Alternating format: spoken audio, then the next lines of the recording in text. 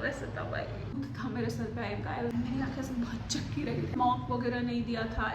Hi guys, what's up? Welcome back to It's Possible, and do remember that anything and everything is possible. So in today's video, I am going to talk about how I got admission into IIMK for my MBA and how I prepared along with a full-time job.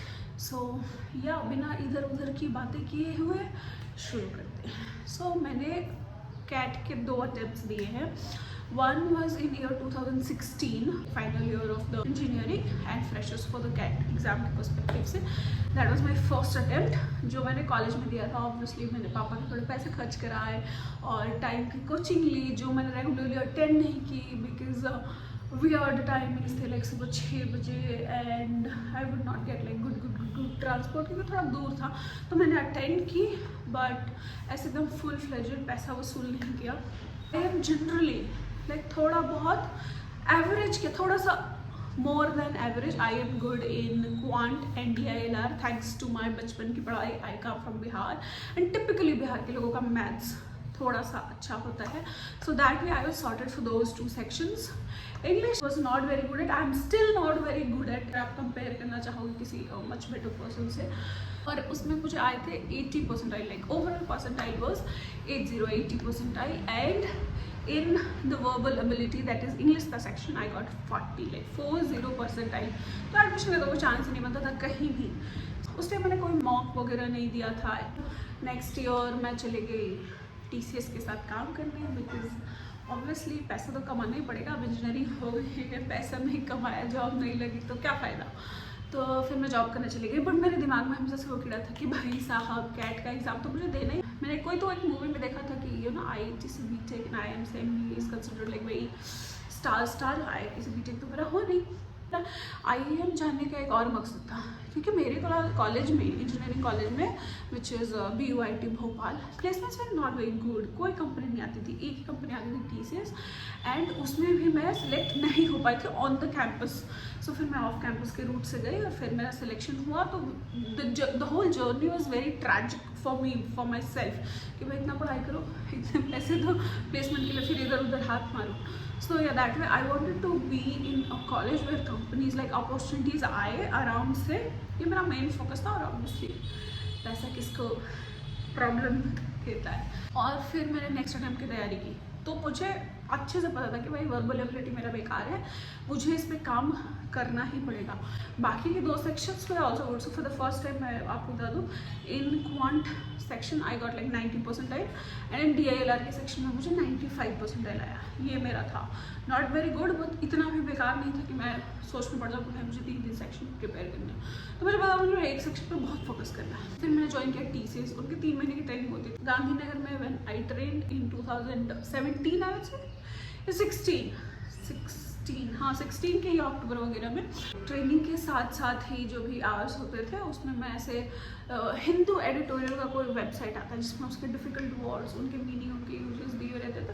कभी कभी ऐसे बीच में time मिलता था तो मैं उनको पढ़ लेती थी. अब फेब में मेरी ट्रेनिंग कंप्लीट हुई. फिर मुझे लोकेशन मिला कोलकाता. वापस मैंने पापा से पैसे मांगे क्योंकि मैं हूँ बहुत ही खर्चीली और TCS के पैसे जितने आते थे मैं सभी उड़ा देती थी. तो पापा से मैंने फिर से पैसे मांगे. पापा फिर से मुझे पैसे दो कोचिंग के लिए. मैंने फिर से वहाँ टाइम में एडमिशन कराया सॉल्ट लेक ब्रांच में. मैंने वीकेंड का बैच किया था इस बार because obviously I was working professional. तो इस बार वो टाइमिंग वाला प्रॉब्लम नहीं था. मैं जाती थी वहाँ पे जाने के बाद मुझे ऐसा लगता नहीं था कि मेरी इंग्लिश बहुत इंप्रूव हो रही है बिकॉज कोचिंग्स में क्या होता है वेरी बेसिक लेवल से पढ़ाते क्योंकि सब बच्चों का अलग अलग इंटेलिजेंस लेवल रहता है. तो that make sense for them. मैंने क्या किया, कोई एक फैकल्टी थे इंग्लिश के वहाँ पे, उनको मैंने पूछा. उन्होंने भी मुझे ऐसे जेनेरिक गाइडेंस दिया कि हिंदू पढ़ो, ये करो, वो करो, ऐसा करो. मैंने सोचा चलो ठीक है इस जेनेरिक गाइडेंस को ही ले लेते हैं. Then I started buying Hindu every day. Hindu मैंने पढ़ना शुरू किया. और द सेकेंड थिंग उन्होंने मुझे बोला कि मॉक प्रैक्टिस तुम जितना कर सकते हो उतना प्रैक्टिस करो. तो सुबह 5 बजे मेरा पेपर वाला आता था. My office used to start at 11. तो मैं सुबह 5 बजे उठ जाती थी और मैं 3 घंटे मैं हिंदू पढ़ती थी.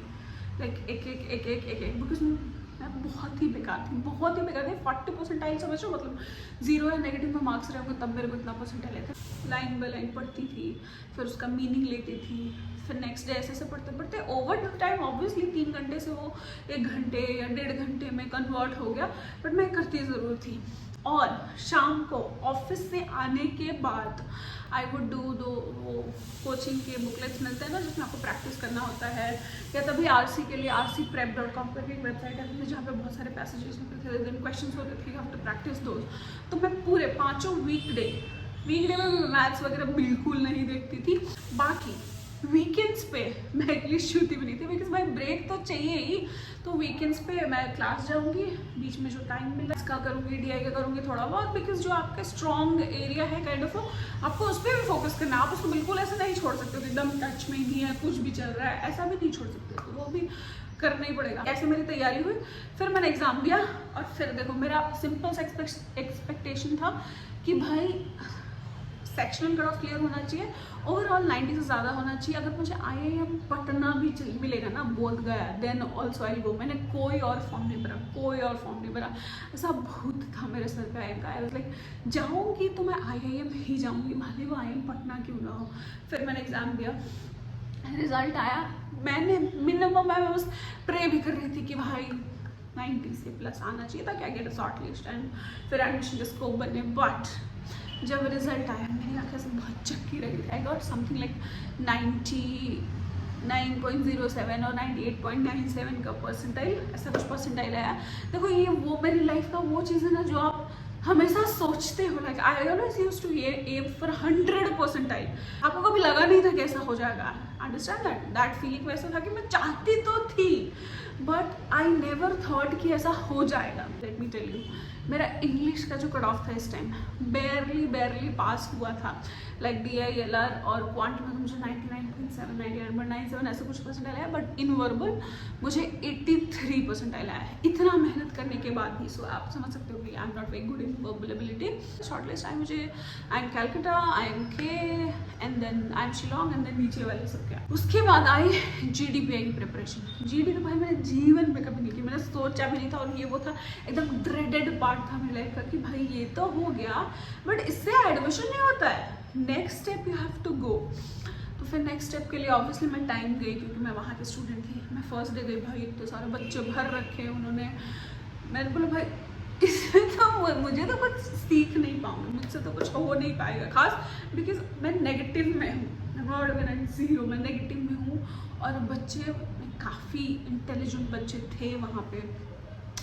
फिर मुझे किसी ऐसे फ्रेंड ने बोलता है, लोग बोलते हैं ना कि डेस्टिनी में अगर कुछ हो तो किसी न किसी तरीके से चल जाएगा। तो मुझे एक फ्रेंड ने बोला कि ब्रो अगर तेरा ओल्ड IIM से कॉल है तो there is a coaching called Backspace, where I think you should go and check. वो केवल ऐसे ओल्ड IIMs का प्रेप करवाते हैं, उनका वेरी डेडिकेटेड प्रेप है। मैंने बोला ठीक है, let's go let's see. Fees बहुत ज़्यादा थी, जितने मेरे टाइम की फ़ीस थी, मतलब कोचिंग की, जिसमें मुझे GDPI फ्री मिल रहा था, उतनी ही इसकी थी बैकस्पेस में। मेरे दिमाग में नहीं आया यार कि मतलब इतना पैसा लग रहा है, क्या करूँ। मैंने पापा को फ़ोन किया कि पापा इतने पैसे लग रहे हैं, और तुम्हारे पास पैसे है तो दे दो, नहीं है तो जितने कम है उतने मेरे से ले लो। ऐसे करके मैंने फीस भरी। भाई साहब उस कोचिंग ने मेरा बेड़ा पार लगाया। I tell you, first class में जब मैं गई थी ना, मेरे मुंह से कुछ निकल रहा था GD में, फिर वो वैट वाले में ना मुझसे कुछ लिखा जा रहा था, इतना बेकार मुझे फीडबैक मिला था कि भाई तुम्हारा पूरा राइटिंग इमोशनल है, you should think in that direction, which is good. उनके बजाय ये मेरी ये हालत थी वहाँ पे। और उनका वीकेंड का क्लास चलता था लाइक 3 to 6 आवर्स, जिसमें सब कुछ होता था। एंड वहाँ पे था कि लाइक 30 बच्चे ही थे एक क्लास में, इसीलिए वो इतना चार्ज करते थे प्रीमियम।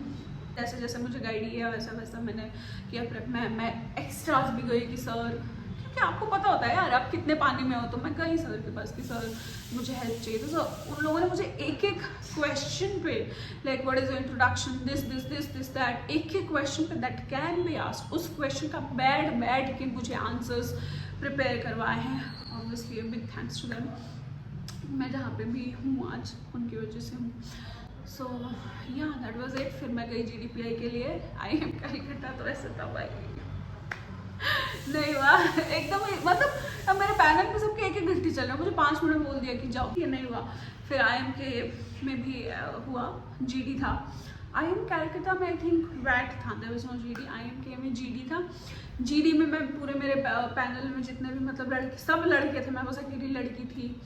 एंड फिर GD हुआ, फिर इंटरव्यू हुआ, बहुत ऐसा कुछ वियर्ड और एकदम से जादुई सवाल नहीं पूछे, क्योंकि मुझे आता तो था नहीं बेसिक GK में, क्योंकि सब प्रिपेयर किया, जो उन लोगों ने बोला था मैंने सब प्रिपेयर किया था, मॉक इंटरव्यूज़ वगैरह दिए। फिर गए, शुरुआत में ऑब्वियसली मेरा वेटिंग लिस्ट था, ऐसा था नहीं कि फर्स्ट लिस्ट में आ गया हो मेरा नाम, इतने शानदार तो मैं। फिर वेटिंग था, फिर वेटिंग क्लियर हुआ, फिर मैं गई।